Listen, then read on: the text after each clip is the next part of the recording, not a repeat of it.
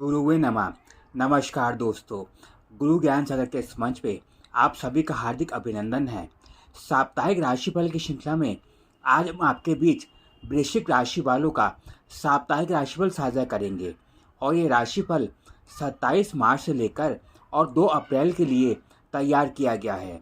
साप्ताहिक राशिफल की जानकारी चंद्र राशि पर आधारित है। सप्ताह के प्रथम दिन अर्थात सोमवार को विदेश के माध्यम से लाभ के अवसर प्राप्त होंगे। इस समय में विदेश यात्रा भी संभव हो सकती है और इंपोर्ट एक्सपोर्ट के माध्यम से भी लाभ की स्थिति बनने के योग अनुकूल हैं। वैवाहिक जीवन में लंबे समय से बनी हुई कठिनाइयां दूर होंगी और जीवन साथी के साथ संबंध बेहतर होने के योग बनेंगे। साथ ही वृश्चिक राशि वाले जो विवाह के लिए प्रयासरत है उन्हें विवाह में नए प्रस्ताव प्राप्त होने के योग बनेंगे। विवाह संबंधित विषय में पूर्ण सोच विचार के पश्चात ही कोई अंतिम निर्णय ले। कार्य क्षेत्र में पदोन्नति के योग इस समय में संभव है। जीवन साथी के स्वास्थ्य में सुधार की स्थिति बनेगी। पेट और पेट से निकले भाग संबंधित रोगों में सुधार होगा।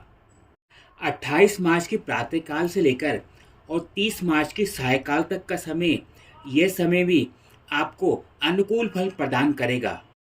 इस समय में भी पदोन्नति के योग अनुकूल है।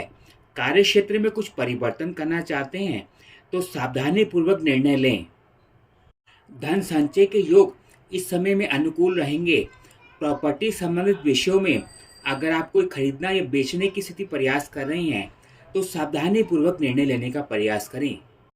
28 मार्च की प्रातःकाल से लेकर और 30 मार्च सायकाल तक का समय, यह समय भी आपको अपने जीवन में शुभ फल प्रदान करेगा। इस समय में पुराने रुके हुए कार्य की स्थिति पूर्ण होगी। कार्यक्षेत्र और व्यापार में सफलता के नए मार्ग खुलेंगे। घनिष्ठ मित्र के साथ संबंध में सुधार और विवाह के योग इस समय में बेहतर रहेंगे। सरकारी पक्ष का सहयोग आपको अनुकूल प्राप्त होगा। साथ ही कार्यक्षेत्र में वरिष्ठ गणों का सहयोग सकारात्मक बना रहेगा। इस समय प्रॉपर्टी के खरीदने और बेचने संबंधित निर्णय सावधानी पूर्वक करें।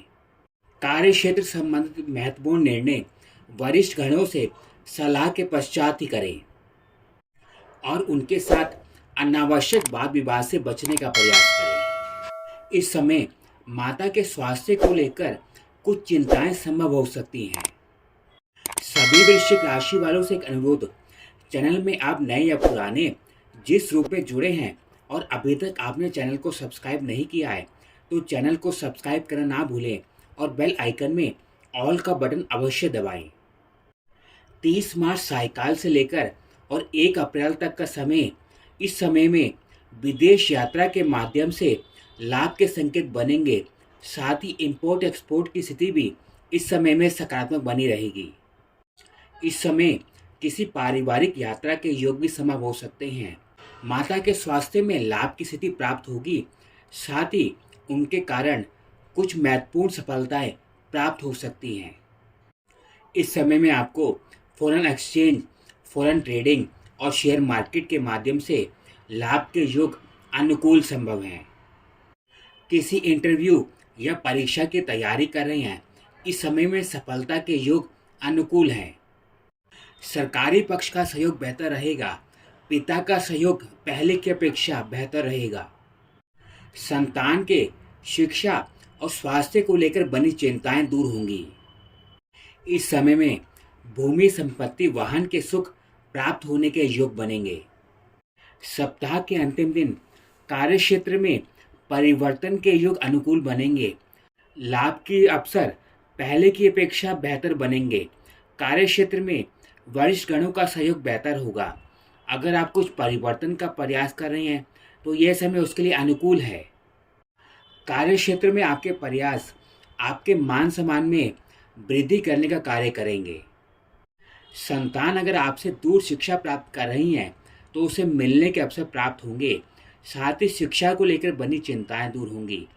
अगर आप संतान प्राप्ति का प्रयास कर रहे हैं तो यह समय उसके लिए अनुकूल है। संतान प्राप्ति को लेकर बनी हुई कठिनाइयां इस समय में दूर होंगी। परिवार के साथ तालमेल पहले की अपेक्षा बेहतर होगा। समाज में मान प्रतिष्ठा बढ़ने के योग बनेंगे।